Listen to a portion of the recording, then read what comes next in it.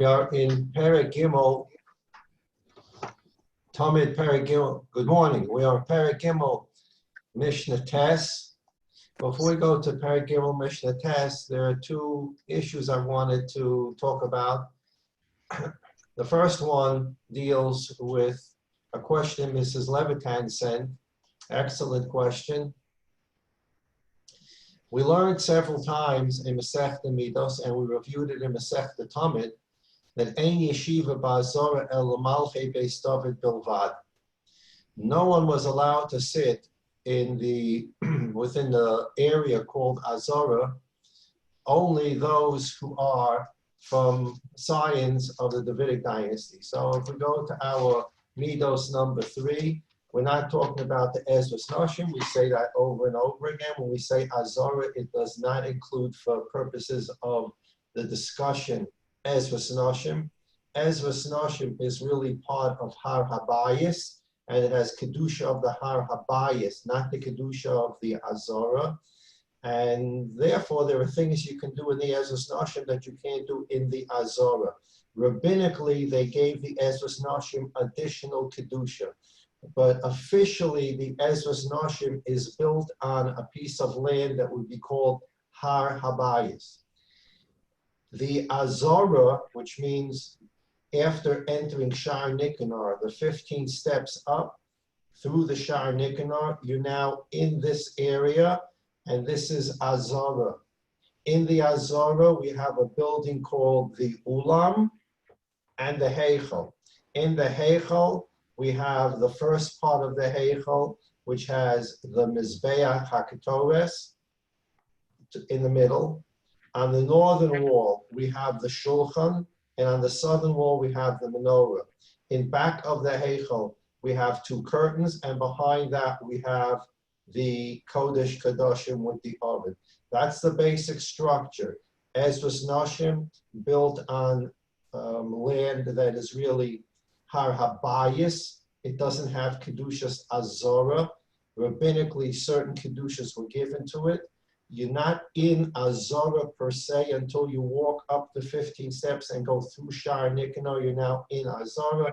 In Azora, you have the Mizbeach, the Kiyar, the Ulam, the rectangular building, and the Heichel. In this area called Azora, no one was permitted to sit except if you were a scion from the Davidic dynasty.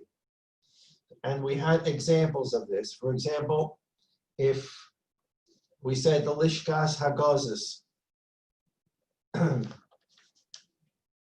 the northern wall of the Azora, part of the Lishkas Hagazis, part of that room was in the Azora, and part of it was outside the wall of the Azora. Therefore, the part that was in the Azora, you couldn't sit. The part that was outside the Azora, further north, you could sit. We had the same example about the Beis Hamoked that had 4 chambers in its corners. One of them, you remember, is the Lishkas HaTloyim, from which they took a sheet every day for the Korban Tamid in the morning and one for the Korban Tamid in the afternoon. This is the Lishka where the Kohanim who arrived last night to do the work today, the Beis Av of this week's Mishmar, they would sleep.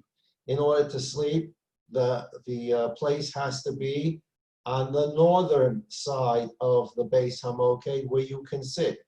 The southern side of the Beis Hamoked is in the Azora. You couldn't sit there. So there we have 2 examples of rooms, Lishkas Hagazis and Lishkas and the Beis Hamoked, that were partially in Har Habayis area or the Chel, and partially in the Azora.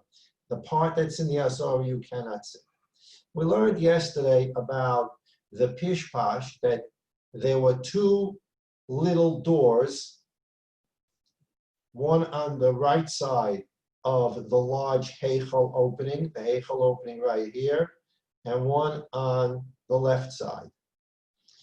One was Tzafon, the northern little door, and one was Dorom, the southern little door.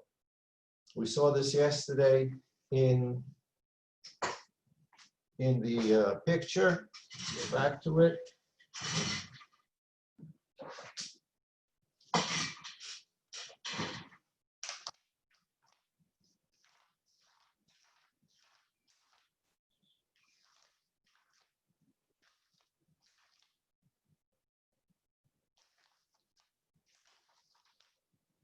Okay, remember your Midos, picture 34b.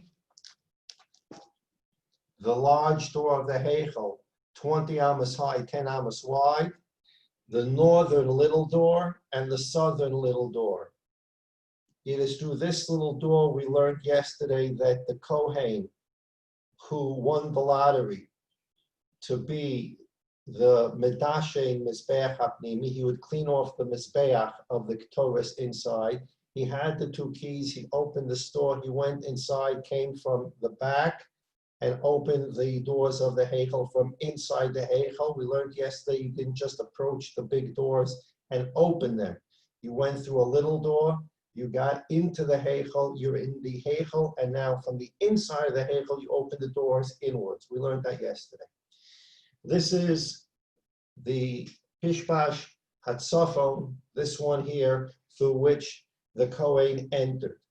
The Mishnah said yesterday that the Pishpash Hadorom, nobody ever went into, and that's for the Shekhinah to come into. We learned that from a pasuk in Yecheskel that the Mishnah quoted yesterday. However, we also mentioned yesterday that the psukim in Yecheskel tell us that this door, the southern Pishpash, was open Shabbos and Rosh Chodesh to give the Jewish people in the Beis Hamikdash an opportunity to bow down in the Beis Hamikdash while that southern little door is open, having a we can call a presence, a greater presence of the Shekhinah, which raises the question of what's it doing in the Beis Hamikdash? Why is it open? According to the Gemara, one of the things that was missing in the Beis Hamikdash, the second Beis Hamikdash, besides the Orim, etc., was the presence of Shekhinah. We're going to leave that alone, the different levels of presence of Shekhinah. But they opened it, even though the pasuk says in Yecheskel, they never opened the store. They opened it Shabbos Rosh Chodesh so that Jews in the Beis Hamikdash would have an opportunity to bow in the Beis Hamikdash while that door was open. There's also a pasuk in Yecheskel that says that this door would be open and the Nasi would eat his karbonos inside this, once the door is open, inside the area of this southern little door. There was a question who the Nasi is. So we mentioned yesterday that Rashi says the Nasi was the Nasi was the Kohen Gadol. Other Mefarshim say that the Nasi is Melech HaMashiach B'mhev Yameinu. Remember, Yecheskel's vision is about the third Beis Hamikdash. Nevertheless, as the Rambam explained to us when we learned Maseches Midos, the second Beis Hamikdash was built to a great extent as a replica of the first, but they also did certain things in the second Beis Hamikdash that were done according to specifications of the third. We say this many times. The first Beis Hamikdash was destroyed by Nebuchadnezzar. The second one hasn't been built yet, and Yecheskel has a prophecy of what the third one's going to look like. So there's no one. Two hasn't been built, and we're already having a prophecy about three. So the Jews basically understood that the second Beis Hamikdash was not going to be the permanent Beis Hamikdash. So the Rambam tells us that the second Beis Hamikdash was to a great extent a replica of the first, but there were certain things they built in the second Beis Hamikdash, certain things in the second Beis Hamikdash that also looked like the third Beis Hamikdash. I see a message that some people are having trouble with sound. Is there a problem with sound? No. Eliezer, you're the sound man. Eliezer and Tel, are we having problems with sound today? No, I hear you perfectly. I hear you perfectly. It's good. Okay. Baruch Hashem. Thank you, Mrs. Fader. All right. So they built the second Beis Hamikdash as a replica of the first. They made some changes. How were they allowed to do that? We discussed that in the Maseches Midos. They made certain changes so that the second Beis Hamikdash would look a little like the third Beis Hamikdash. So they built this southern little door next to the big door of the Heichel, It was only opened on Shabbos and Rosh Chodesh. And it was also open so that the Kohen Gadol, according to Rashi, can go in there and eat his karbonos. Or according to the other Mefarshim, it's meant for Melech HaMashiach to go in there and eat his karbonos. If it's Melech HaMashiach going in there to eat his karbonos, that doesn't raise that many problems. Because we go to diagram, Midas diagram 3. This is the opening of the Heichel that we're talking about. On either side, there was the little door. And the southern door, the southern little door to the Heichel. Okay, the southern little door to the Heichel opened up for Melech HaMashiach to go in there and eat his karbonos. Melech HaMashiach is a sign of the Davidic dynasty. So he can go into the southern door, sit there and eat his karbonos. Remember, this whole area is Azorah. Only a sign of the Davidic dynasty can sit in here. So if the southern little door was open for Melech HaMashiach to eat his karbonos, that does not present such a big problem because he's a sign of the Davidic dynasty. If, however, according to Rashi, and this was Mrs. Levitan's question, according to Rashi, it is the Kohen Gadol who ate his karbonos, who eats his karbonos inside this southern opening. He's in the Azara. A Kohen is a descendant of Levi. He's not a descendant of Yehuda. He's not a descendant of the Davidic dynasty. How can he go into the southern door and eat karbonos and sit in there and eat his karbonos? We're assuming that they don't make him stand and eat. He's the Kohen Gadol. So he's going to be sitting inside this southern area, which is not only in the Azara, it's in the Heichel. How can a Kohen Gadol sit there and eat if he's not from the Davidic dynasty? Excellent question. When we originally learned this Mishnah in Maseches Midos, we mentioned yesterday that that Mishnah, Tamid, Perek Gimel, Mishnah Zayin that we learned yesterday was already was stated in Maseches Midos, which is really flip-flop because Tamid comes before Midos. We learned Midos before Tamid because I wanted to give the group an idea of how the Beis HaMikdash was built and what it looked like before we entered it in order to learn how karbonos were brought inside. Why did they put Tamid before Midos? Different question. But we learned Midos. So in Masech the Tamid, if you're learning according to the order of Mishnayos, you would learn Tamid and then you would learn Midos. Either way, this Mishnah that we learned yesterday, Perek Gimel, Mishnah Zayin, is stated as well in Masech the Midos. When we studied this Mishnah in Masech the Midos, I did some extensive research on this very question.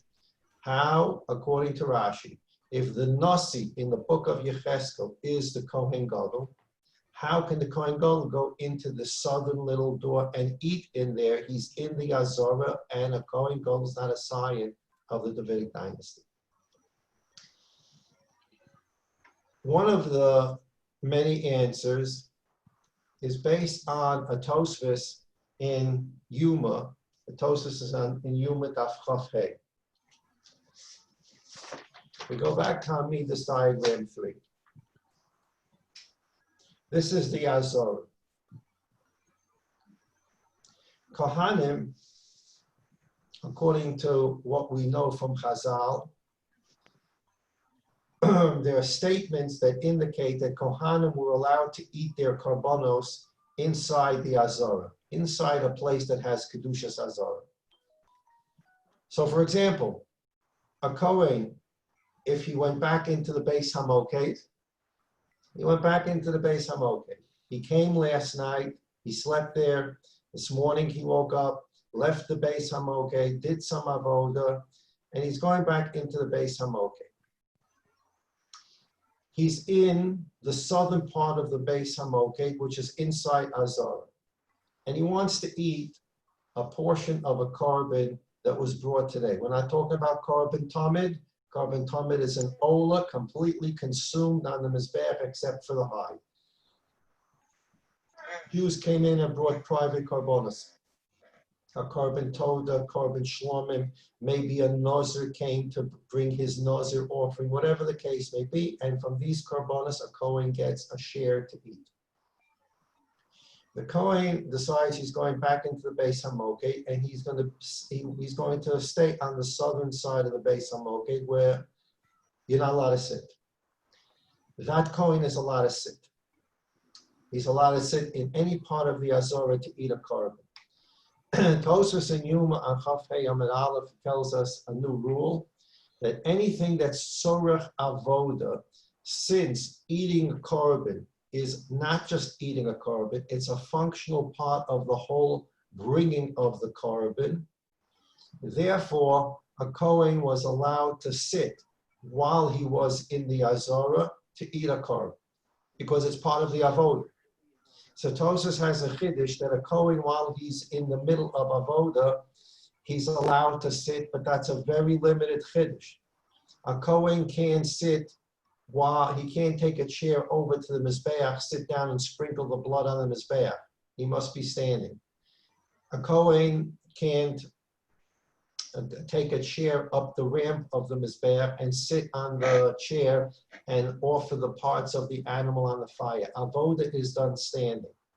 However, eating the korban is called a tzorech avoda. The Gemara says that kohanim ochlim ubaylim miskaprim, that part of the kapara, part of the atonement that's brought to the person who brings a korban, could be a korban chatas, could be a private korban ola, part of the atonement process or the thankful process of a korban is the kohen eating it.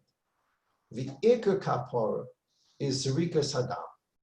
When the kohen sprinkles the blood on the mizbeach, that's really the ikar kapara. There are all kinds of halachas dealt with in Maseches Zvachim. What happens if a korban becomes possible before zerikas hadam? What happens if the korban becomes possible after zerikas hadam? So, for example, before they shech the animal, and before they sprinkle the blood on the mizbeach, for whatever reason, a part of the korban is taken out of the Beis Hamikdash. It's out of the Beis Hamikdash, the korban becomes possible. Do you continue sprinkling the blood on the mizbeach, or do you have to stop and start with a whole new korban? On the other hand, what happens if they shechted the korban, they sprinkled the blood, after they sprinkled the blood, part of the animal left the confines of the Beis Hamikdash? Can you continue eating from that korban, or is the korban possible? These are all issues discussed in Maseches Zvachim. For our purposes, there's the concept called kapara.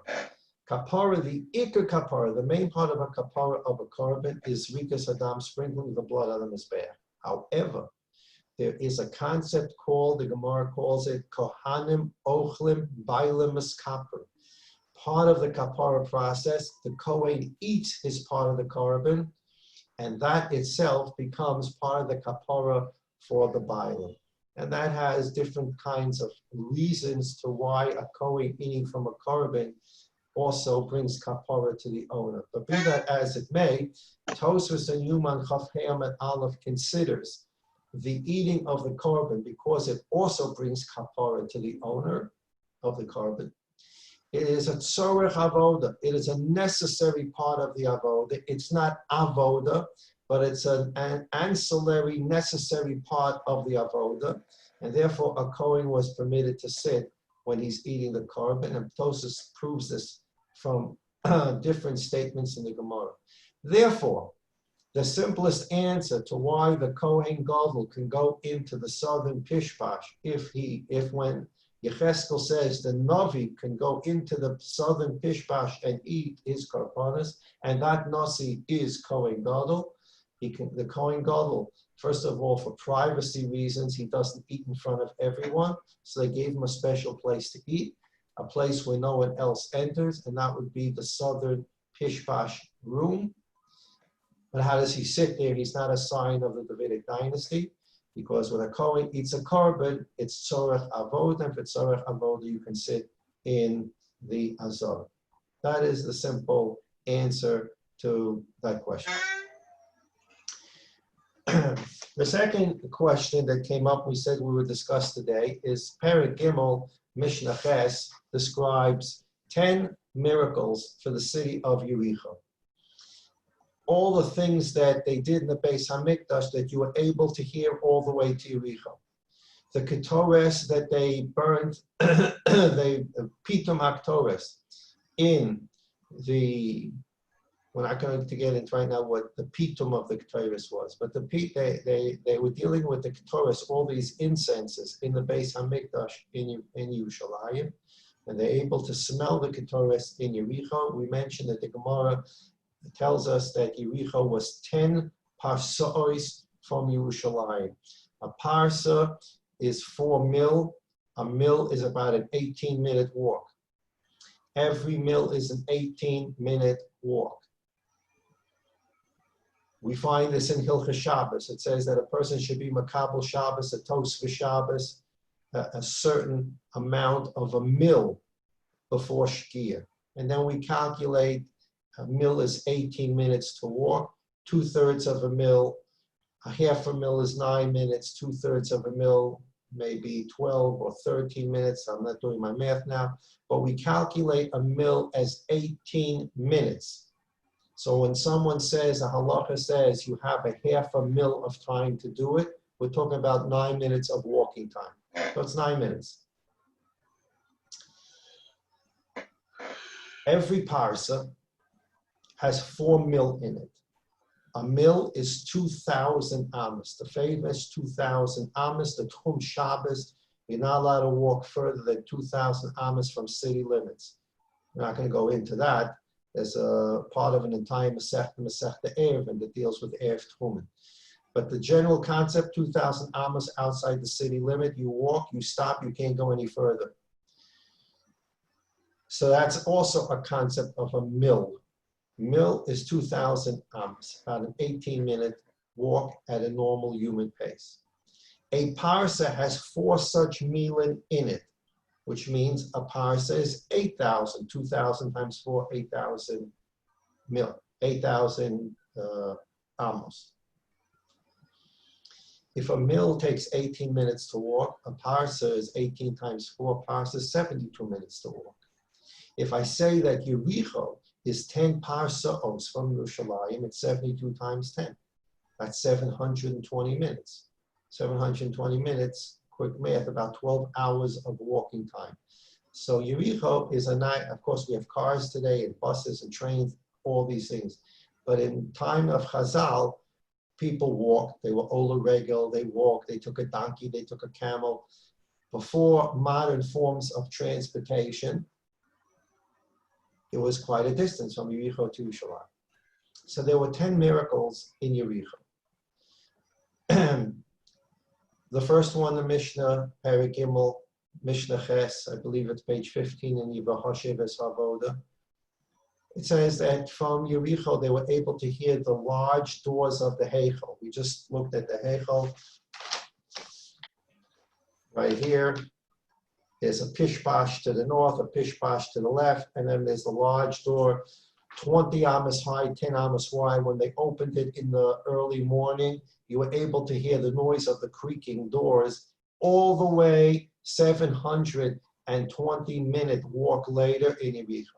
And the Mishnah continues and gives us all the examples. They were able to hear the different musical instruments that were being played in the Beis Hamikdash for the shir by the Leviim. They heard in Yericho. They were able to hear the shir of the Leviim in Yericho. They were able to hear the blowing of the shofar, not Rosh Hashanah. Every day they blew shofar in the Beis Hamikdash, a minimum of 21 blasts. Shabbos, Yom Tov, etc. There will be additional blasts. But minimal, every day there were 21 blasts. They were able to hear that shofar in Yericho. Some say, the Mishnah says, that when you were in Yericho, you were able to hear the Kohen Gadol say Yud Kei Vav Kei. We learned that Avodas Yom Kippur, we learned that the Kohen Gadol says Yud Kei Vav Kei 10 times on Yom Kippur, 3 times in 3 viduyim. Yeah. And one time when he said Lashem, between the Azazel and the Korban Lashem. So he said Yud Kei Vav Kei in a special way 10 times. They heard that Yud Kei Vav Kei in Yericho. Finally, the Mishnah says in Yericho, they were able to smell the Pitum HaKtayris. The Gemara goes so far, the Gemara in Yuma goes so far and says that a kala in Yerushalayim. There's a question about how many blasts were blasted every day in the Beis Hamikdash.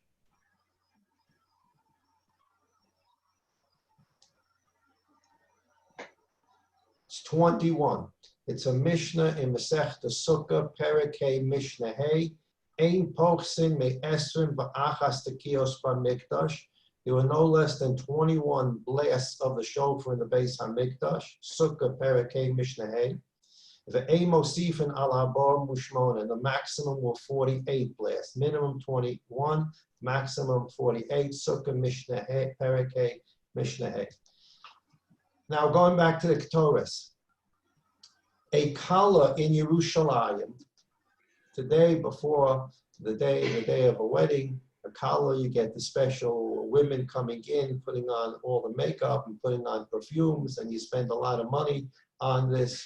Part of the expenses, Baruch Hashem, of beautiful weddings that we should be able to attend again without any corona restrictions.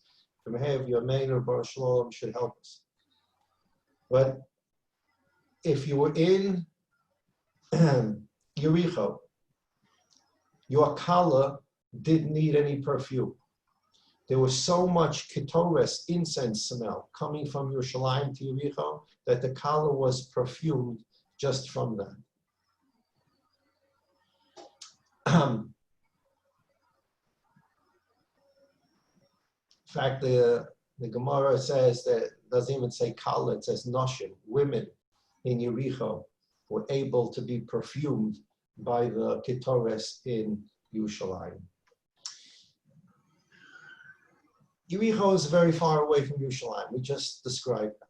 So why was Yericho zocher to such nisim, to hear the things in the Beis Hamikdash, to get the smell of the incense? Why not Be'er Sheva?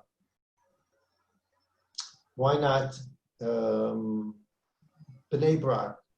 Why Daf Yericho? And why not all of Eretz Yisrael? So the Ravid, in his commentary, has his own teretz, and then he brings down a teretz. I'm reading from the Ravid. The Ravid brings down a teretz from his Rebbe. So we're talking about a long time ago. This is the Ravid Rambam. We're talking about maybe 900 years ago. And the Ravid's quoting his Rebbe, what's so special about Yericho that it deserves these 10 miracles. In other words, a person living in Yericho has a sense that he's living in Yerushalayim. Because in Yerushalayim, you can hear all these things, you can smell the ketores, and a person in Yericho gets a sense that he's living in Yerushalayim because he can hear it and he can smell it. So the Ravid writes as follows, in the name of his Rebbe,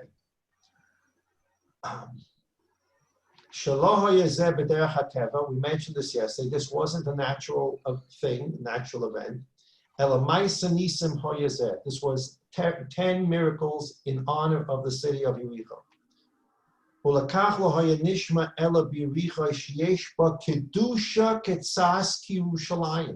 That's an amazing thing for a Rishon. This is the Ravid's Rebbe. Yericho has some kind of kedusha that's similar to the kedusha of Yerushalayim. V'tam hakedusha Yericho. The reason that Yericho has kedusha, lefi shehi ha'isa tchilas kibush Eretz Yisrael. Yericho represents the first city that the Jewish people conquered when they entered Eretz Yisrael.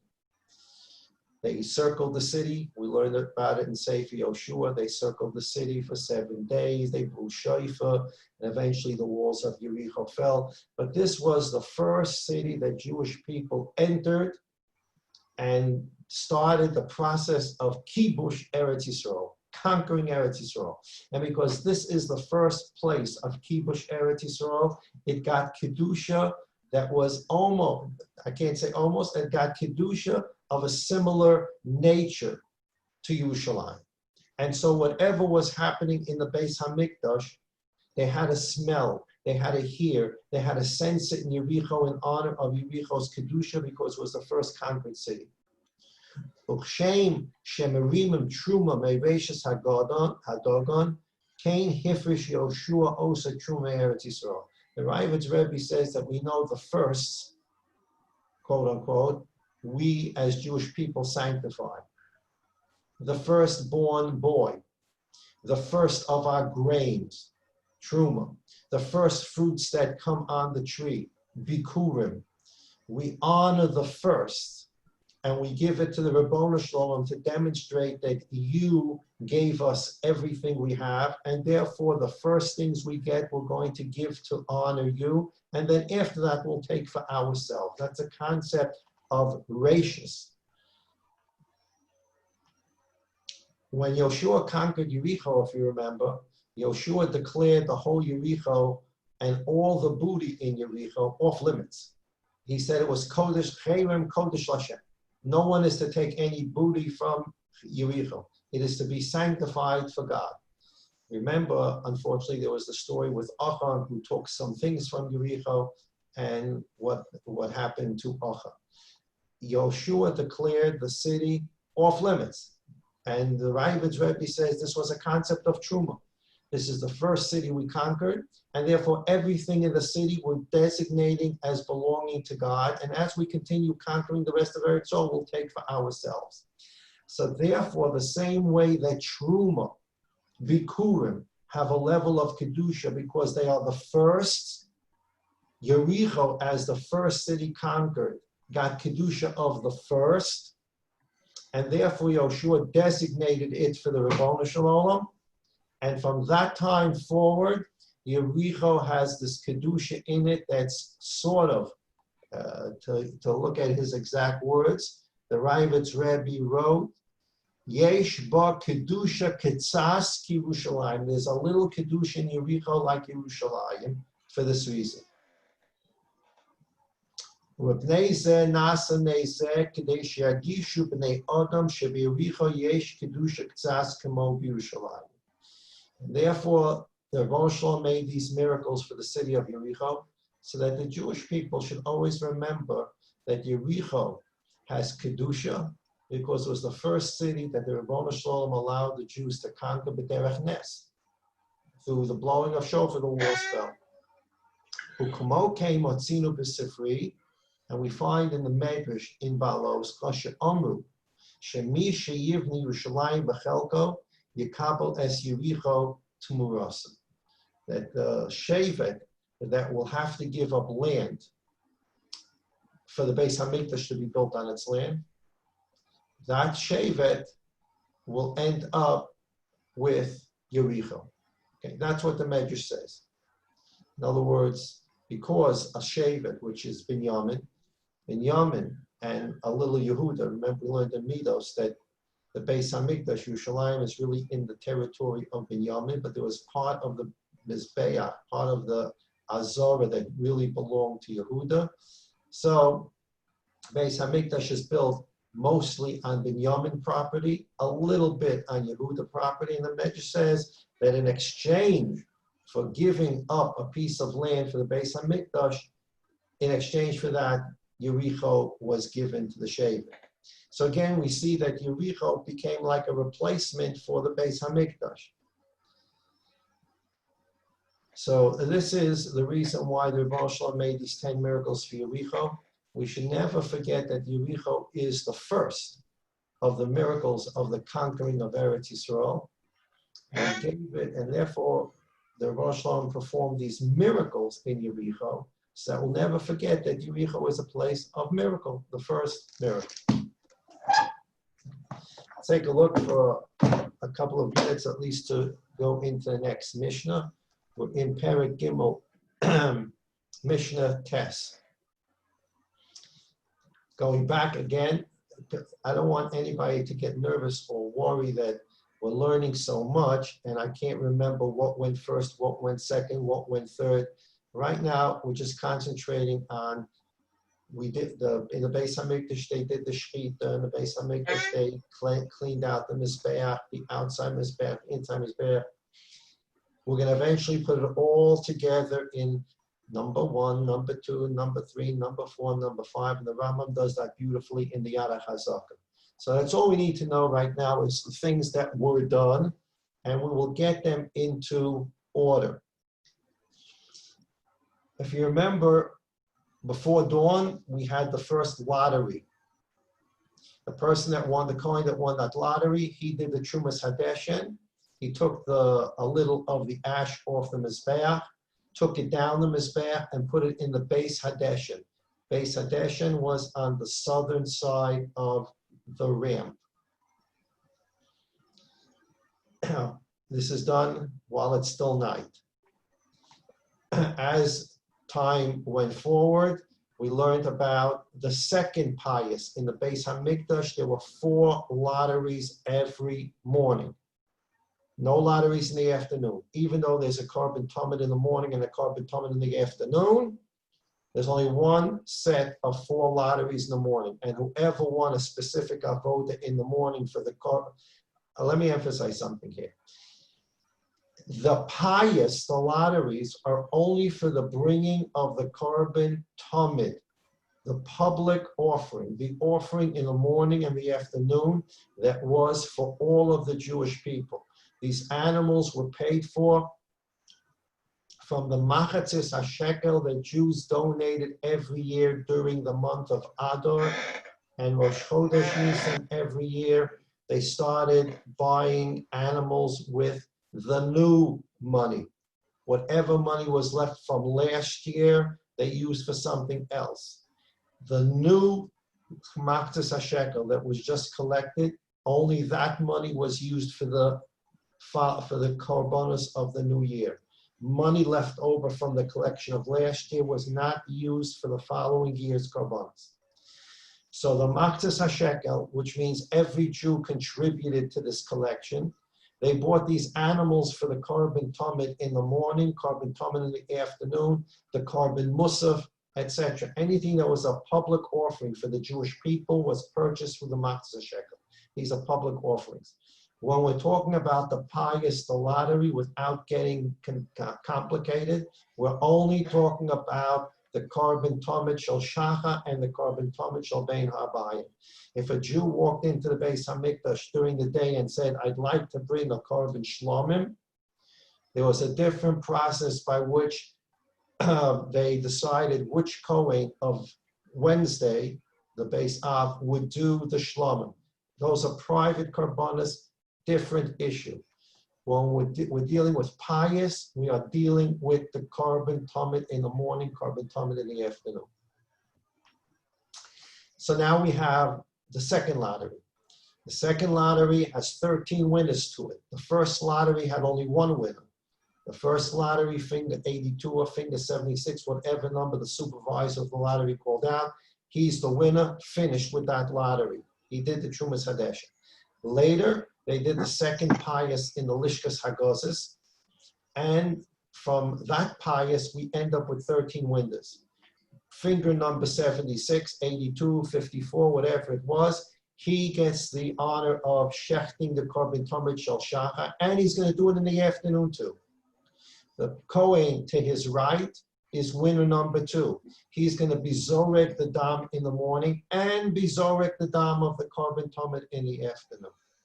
Winner number 3, Medashen Mizbeach Hapnimi. He's going to go into the Heichel and he's going to clean off the inner Mizbeach of yesterday's Ketores. To his right was winner number 4. He's going to go further into the Heichel, go to the menorah, clean out the oil and the wicks so that you can light the menorah again. Not in the morning, Pasha. The menorah is lit towards the evening, but they cleaned it up today, right now. They cleaned it up in the morning so that tonight, towards evening, they'd be Bein HaBayim and they'd be able to light it. So we have winners 1, 2, 3, 4, and then there were 9 more winners. We're not dealing with the remaining 9 winners right now. Right now, this Mishnah is going to deal with winners 3 and 4. The person who's going to go into the Heichel to clean the Mizbeach HaKtoros, and winner number 4 who's going to go into the Heichel to clean the menorah. Now, I call them winners number 3 and number 4 because that's how the lottery was done. The supervisor of the lottery said 82, fingers are out, he starts counting. 82, he says, you're going to shech the korban. The person next to him, he says, you're going to sprinkle the blood. The person to his right, he says, you're going to clean the mizbeach haktoras. The person to his right, he says, you're going to clean the menorah. That's winner 1, 2, 3, 4, but that's not the order that occurred in the Beis Hamikdash. Those are the winners. The person that's going to clean the mizbeach and the person that's going to clean the menorah, they are going to do their work. We're going to see this in the Mishnah. I'm just saying the simple understanding. This turns out to be a machlokes. These things are done before the shechita, before winner number 1 slaughters the animal, and obviously before winner number 2 can sprinkle the blood. You can't sprinkle the blood until the shechita. Before winner 1 shechita and before winner 2 zerika, winner 3 and winner 4 are going to do their work in the heichal. And that's what the Mishnah is going to discuss now. This is a little complex Mishnah. We'll just do a few lines, and then we'll go to the Das Tevuna. So we're in Perek Gimel, Mishnah Tes, in your Vahashe Es Ha'avoda. We are now on page 16, Mishnah Tes. And B'li Neder, we'll start the Mishnah, and we'll finish the Mishnah next time we learn. There will be an email going out later today about what the schedule will be tomorrow, the Shiva Asa B'Tamid schedule. Mashiach will come B'Meir B'Yameinu today, and then we'll be able to have a big simcha. We'll be eating and drinking and dancing together tomorrow, and that's what we're looking forward to. Remember, we mentioned several weeks, maybe last week, 2 weeks ago, today is the day that Aaron gathered gold and silver. He gathered gold. The Jews congregated and said, where is Moshe? Because they miscalculated the 40 days and the 40 nights. They thought Moshe was supposed to come down today. And when he didn't come down today, whatever happened, happened. They thought that he died. And they told Aaron, we need a new leader. We need a new God. Aaron said, Chag L'Hashem Mocha. Everybody be patient. It's going to be a holiday tomorrow. Tomorrow meaning Shiva Asa B'Tamid. Aaron was trying to delay them. They ended up throwing the gold goes into a fire. A negel comes out. Moshe comes back tomorrow. Shiva Asa B'Tamid and breaks the luchos. That's one of the 5 reasons we fast tomorrow for Shiva Asa B'Tamid, because the luchos were broken tomorrow. But Aaron said today, Chag L'Hashem Mocha, in the year 2448, actually, let's see, they let Mitzrayim 2448, yes. In the year 2448, on the 16th day of Tammuz, Aaron said, everybody take it easy. Chag L'Hashem Mocha, tomorrow's a Yom Tov. He said that today. Unfortunately, the Egel business was tomorrow. Moshe broke the luchos. But Aaron HaKohen said, Chag L'Hashem Mocha, tomorrow's Yom Tov. And Kol Dover Shiotzim Pi Tzadik L'Yotz L'Batol, the Medrash says, anytime a tzaddik says something, it's not for waste. God uses those words. Going back to the Ramchal, everything that happens, God uses l'toiv. So Your oats are on the table. Words, Yeah, oats are on the table. I already had mine. It was delicious. Thank you very much. Shiva Asa B'Tamid is going to be a chag. It's going to be a yontif, and Tisha B'Av will be the last day of yontif, and in between there'll be 3 weeks of Kol Hamoed. Meher Yameinu, today we should get the Besura Toiva and be Chag L'Hashem Mocha. If Chas v'Shalom, we have to fast tomorrow. Again, ask your Rav under all these conditions. Different Rabbanim have issued different psakim. Health condition, age, etc., is to be taken into serious consideration whether one should fast. Hey, yes, son. Not responded. Hello? So please keep your eye out for an email about Shir tomorrow. So, Perek Gimel Mishnah Tes. We're now dealing with our 2 Kohanim who won lottery 3 to clean off the Mizbeach HaKtores in the Heichal, and our winner number 4 who's going to clean the menorah. And how did they get inside the Heichal to do this work? They have to get into here. We just learned about that yesterday, and several minutes ago, beginning of year, we reviewed it. The Kohen who was going to clean the Mizbeach, not the menorah. The Kohen who won the lottery to clean the Mizbeach, he went through the northern little pishpash, the northern little door. He got into the Heichel, and from the back of the Heichel, he opened the 4 doors, and now the Heichel door was open. That's how he got in, through the northern pishpash. He came in, and he's going to clean the Mizbeach. And cleaning the Mizbeach comes before cleaning the menorah, because when you walk into the Heichel, the first thing you come to is the Mizbeach. You can't pass the Mizbeach and go to clean the menorah. You can't say, I'll come back to you, Mizbeach. It's called Ein Ma'avirin Ala Mitzvahs. You have an opportunity to do a mitzvah, you do it. You don't say, I'm going to do something else and come back to it. So the winner, number 3, he goes, he's going to clean the Mizbeach. Winner number 4 is going to go a little further into the Heichel and clean the menorah. That's what the Mishnah right now is going to discuss. And these things are done before the Shechita, just to keep things simple for now. The Shechita has not occurred yet. Misha Zocha B'Disha Mizbeach Apnimi, the Kohen who was the winner to clean the Mizbeach inside the Heichel, the Ketoris Mizbeach from yesterday's Ketoris and prepared for Ketoris today. Nichnas, he entered the Heichel. We just described how he opened the Pishpash Sofar, the 2 keys, and entered the Heichel. V'notel HaTeni, he took the Teni. Teni is the basket we learned about yesterday. It was a gold basket. And in your V'hoshev Esvavoda, I believe we took a look yesterday at the Teni.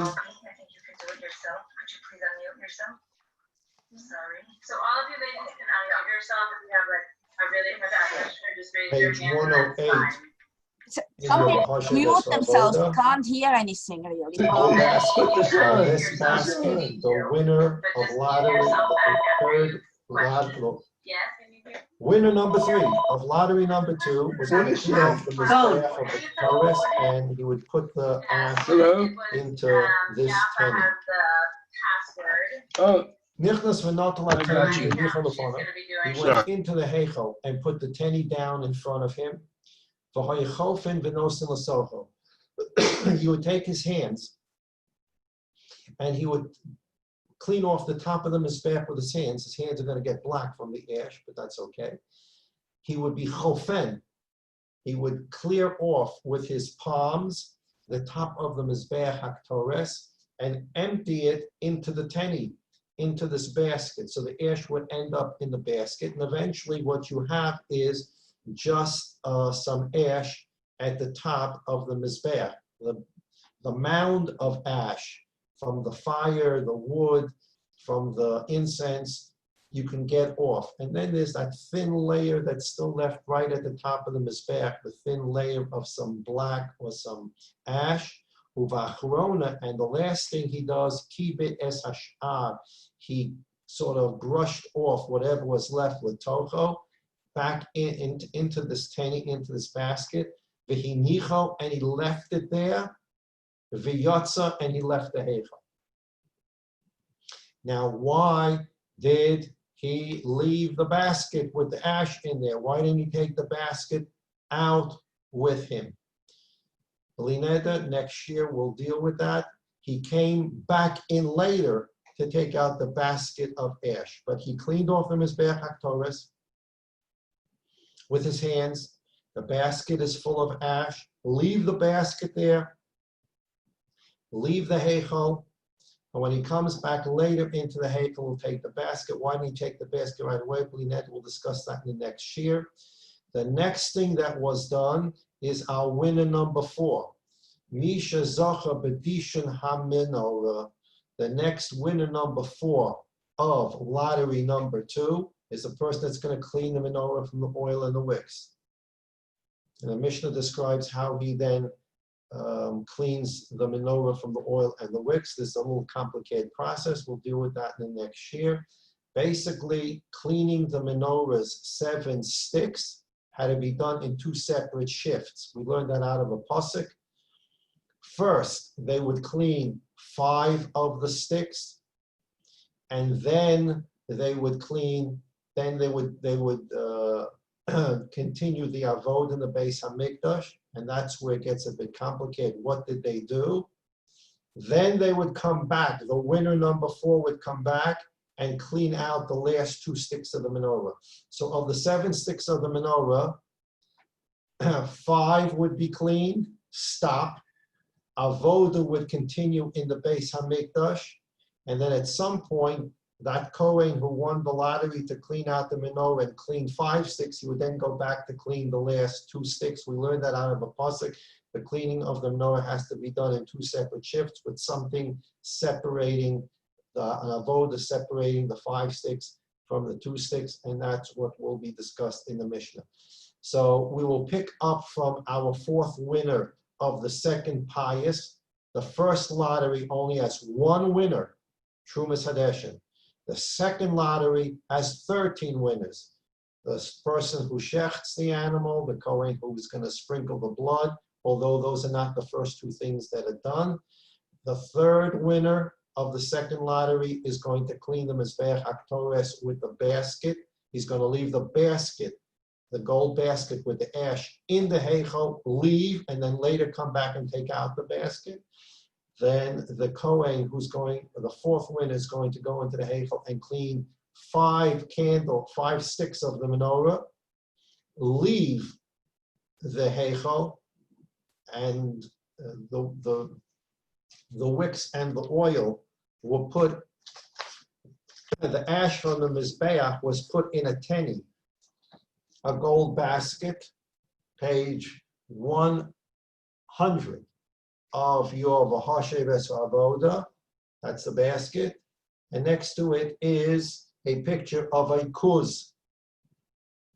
The kuz is more narrow on top, and this is where winner number 4 would put the oil and the wicks of yesterday, and he would leave it there too. Now he has to leave it there because he didn't finish his job. He only cleaned 5 sticks of the menorah.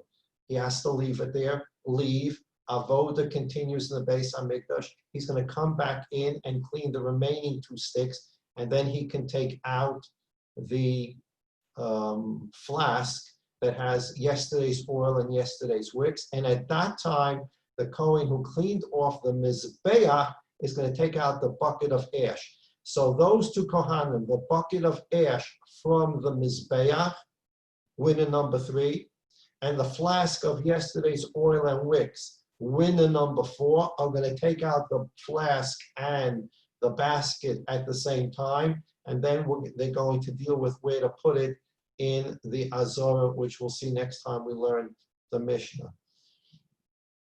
But it's very important for the understanding of the Mishnah that to clean out the menorah, which is called Hatavas HaMenorah, had to be done in 2 shifts. 5 sticks, stop. Avoda proceeds. Come back, and winner number 4 cleans the last 2 sticks of the menorah. So that's what we're up to. We're up to the cleaning of the menorah, how it was done 5 and 2. What avoda was done in between the 5 and the 2? And why did the Kohen who cleaned the Mizbeach HaKetores, why did he leave the ash in there instead of taking it out right away? Instead, he leaves it there until winner number 4 cleans the last 2 sticks of the menorah, and both the ash of the menorah and the ash of the Mizbeach can both be taken out at the same time. Why couldn't they be taken out separately? We'll take a look at that at the next year.